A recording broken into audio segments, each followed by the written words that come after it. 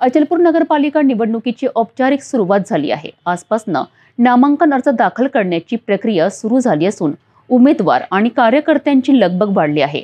निवडणूक निर्णय अधिकारी आणि तहसील प्रशासनाच्या देखरेखीखाली अर्ज प्रक्रिया सुरू झाली आहे।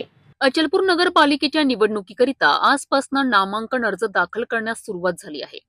सकाळी 10 वाजल्यापासून परतवाडा मुख्यालयातील कार्यालयात उमेदवारांची गर्दी पाहायला मिळाली आहे।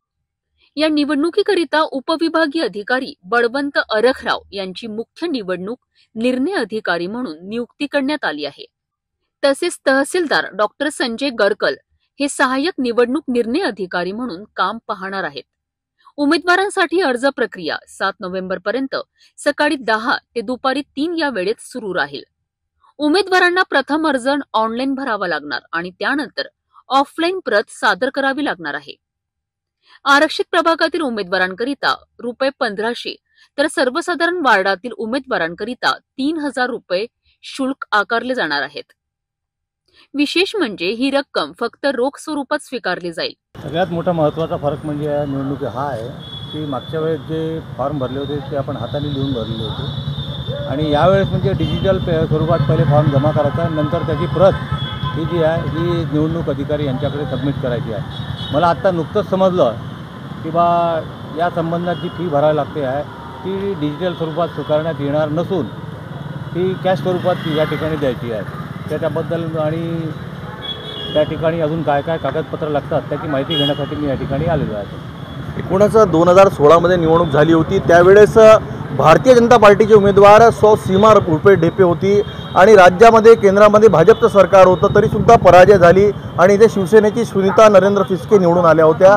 काँग्रेसच्या सर्वात अंजुम साजिद फुलारी पडल्या होत्या। काय तो त्या निवडणुकीचा इतिहास आहे आणि पुढे काय चित्र राहिलं वाटते आपल्याला? त्यावेळेसची परिस्थिती वेगळी होती।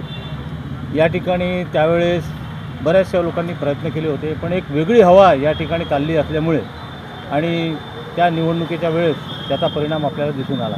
कारण जी हवा चालते त्या हवेच्या आधारावर दुपारनंतर या ठिकाणी वोट पाडण्यास सुरुवात झाली होती। त्यामुळे भारतीय जनता पार्टीची सीट जी होती ती आमची मागच्या वेळेस 3 नंबरवर गेली होती आणि सुनीता फिसके या त्या ठिकाणी निवडून आल्या होत्या। यावेळेस भाजपाची स्थिती काय आहे? त्यावेळेस भाजपाची स्थिती एकदम स्ट्रॉंग स्वरूपात आहे। या ठिकाणी स्थानिक आमदार आमच्या मागे आहेत आणि भारतीय जनता पार्टीचं महाराष्ट्रातसुद्धा सरकार आहे, केंद्रातसुद्धा सरकार आहे। त्यामुळे भारतीय जनता पार्टीचा या ठिकाणी जर नगराध्यक्ष बसला तर निश्चितपणेच या ठिकाणी गावाचा विकास आणि गावाचं सौंदर्यीकरण आणि बाकी ज्या गोष्टी जनतेला पाहिजे आहेत त्या निश्चितपणे या ठिकाणी देण्याचा प्रयत्न करणार। डिजिटल पेमेंट स्वीकारले जाणार नाही अशी स्पष्ट प्रतिक्रिया एसडीओ बळवंत अरखराव यांनी दिली आहे। उमेदवार आणि समर्थक यांची गर्दी वाढत असून निवडणुकीचे वातावरण रंगत आहेत। नियम वगैरह में तो बदलाव नहीं है, लेकिन पिछली बार क्या हो रहा था, उन्होंने ऑफलाइन भी फॉर्म लिए थे। ऑफलाइन लेने के बाद में वो खुद ऑनलाइन करते थे, लेकिन अभी उन्होंने ये कर दिया कि ऑनलाइन ही फॉर्म लगेगा। अगर वेबसाइट में कहीं हैंग हुई या कुछ हुई या कुछ अड़चन आई तो उम्मीदवारों को इसकी बहुत बड़ी तकलीफ होने वाली है। एक पार्टी का जवाबदार इंसान होने के नाते मैं ये कोशिश अभी मेरी डिस्कस हुई एसडीओ साहब से कि अगर XYZ अगर वेबसाइट नहीं चलती और आखिरी दिन 17 तारीख को 3 बजे तक फॉर्म भरने की आखिरी तारीख है, अगर फॉर्म लोड नहीं होते तो क्या आप ऑफलाइन फॉर्म लेंगे क्या? तो उस विषय पे उन्होंने कुछ बोले नहीं। यहाँ डिजिटल पेमेंट नहीं स्वीकारा जा रहा है और कैश पेमेंट कहा गया। हाँ, डिजिटल पेमेंट के बारे में डिस्कस हुई तो बोले नहीं, यहाँ पे कैश लाके भरना पड़ेगा, हम आपको कैश लाके आपको पावती देंगे। ये थोड़ा सा जब ऑनलाइन फॉर्म ले रहे तो ऑनलाइन पेमेंट भी लेना चाहिए। आप खुद पूर्व नगर सेवक रहे हैं, क्या रहेगी राष्ट्रवादी की भूमिका? राष्ट्रवादी अजित पवार गढ़ से आप नेतृत्व करते हैं। हम एक अच्छा नेतृत्व देंगे यहाँ पर और राष्ट्रवादी काफ़ी ज़्यादा संख्या में यहाँ पर हमारे नगर सेवक चुन के आएंगे और अध्यक्ष का भी हमारा ज़बरदस्त धमाका होगा। एक अच्छा कैंडिडेट हम उतार रहे हैं और पूरी कोशिश करेंगे कि अचलपुर नगर पालिका में 2002 के बाद हाजी रफीक सेठ भी राष्ट्रवादी की घड़ी पे आए थे, एक बार और हम वो घड़ी को यहाँ पे लाके बिठाना चाहते हैं। दुपारी 3 नंतर निवडणूक निर्णय अधिकारी माध्यमांसमोर माहिती देणार असल्याचे सांगण्यात आले आहे। अचलपूरच्या राजकीय रंगमंचावर आता अधिकृतपणे निवडणुकीचा पहिला पडदा उघडला आहे। नामांकनाच्या प्रक्रियेसोबतच उत्सुकता वाढली आहे।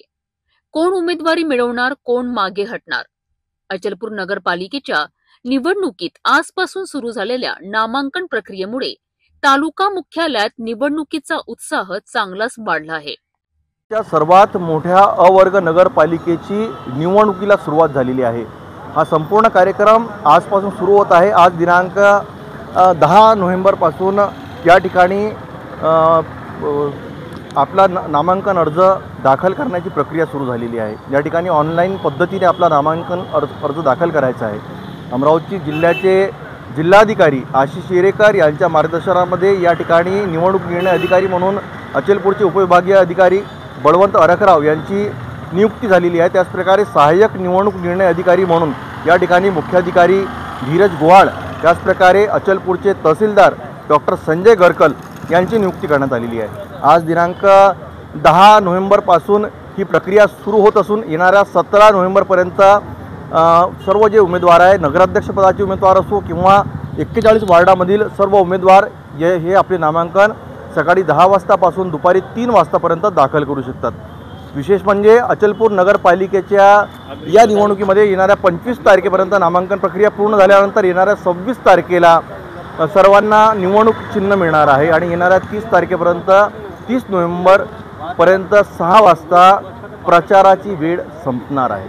विशेष म्हणजे अचलपूर नगरपालिकेच्या निवडणुकीमध्ये फक्त 5 दिवसाचा प्रचार हा उमेदवारांना करता येईल आणि या संपूर्ण निवडणूक प्रक्रियेमध्ये अपक्ष उमेदवाराची मात्र खूप त्यांना त्रास भोगावा लागणार आहे. कारण निवडणूक चिन्ह जर त्यांना 26 तारखेला भेटला तर ते चिन्ह त्याचं प्रकाशित केव्हा करणार, बॅनर केव्हा छापणार, ही मोठी एक त्यांच्यासाठी मोठी एक आव्हान आहे त्यांच्याकरिता. आणि विशेष म्हणजे अचलपूर नगरपालिकेच्या निवडणुकीमध्ये 2016 नंतर आज निवडणूक होत आहे. 2025 आलेला आहे. 2025मध्ये ही निवडणूक या ठिकाणी पाडत असून या ठिकाणी पारदर्शी प्रक्रियेने ही निवडणूक होत आहे. अचलपूरचे उपविभागीय अधिकारी आणि निवडणूक निर्णय अधिकारी बळवंत अरखराव यांनी म्हटले की आरक्षित वार्डाकरिता 1500 रुपये आणि ओपनसाठी सर्वसाधारण वार्डाकरिता 3000 रुपये प्रति उमेदवाराला द्यावे लागणार. डिजिटल पेमेंट स्वीकारले जाणार नाही. एकीकडे भारताचे पंतप्रधान Narendra Modi digital India message देत आहे आणि दुसरीकडे निवडणूक प्रक्रियेमध्ये डिजिटल पेमेंट स्वीकारता येणार नाही या प्रकारची सुद्धा माहिती बळवंत अरखराव यांनी सिटी न्यूजला दिलेली आहे. प्रसारमाध्यमासोबत त्यांनी बोलण्यास सध्या नकार दिलेला आहे. दुपारी 3च्या नंतर माहिती देणार असल्याची प्रतिक्रिया त्यांनी सिटी न्यूज प्रतिनिधीला दिली आहे. अचलपूर नगरपालिकेच्या या निवडणुकीमध्ये नगराध्यक्ष पदाचे उमेदवार हे जनतेमधून निवडून येणार. त्याचप्रकारे प्रभाग पद्धतीने 41 नगरसेवक या ठिकाणी निवडून येणार आहेत.